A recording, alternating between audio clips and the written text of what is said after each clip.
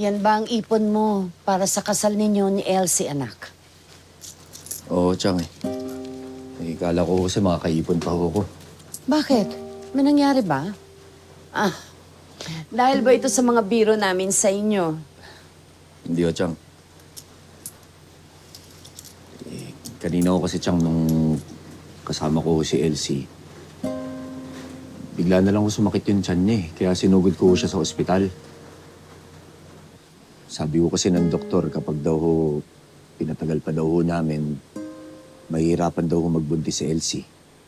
Ha? Bakit? Teka sandali. Okay ba si Elsie? Opo, Chang. Maayos naman yung kalagayan niya ngayon. Nakakapagpahinga na ako sa bahay. Kaya lang, Chang, syempre, ramdam ko pa rin yung bigat ng loob niya eh. Dapat talaga makasal na kayo. Para magka-baby na kayo. Chang, sa totoo nga ako niyan, yun naman ho talaga yung plano ko.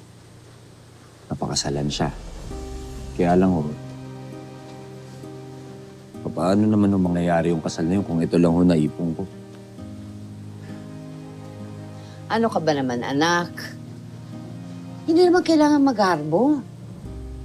Pwede naman kahit simple lang. Pwede kahit civil muna. Ako ang mag-aasikaso ng mga papeles nyo. Ay, marami akong kakilala sa City Hall.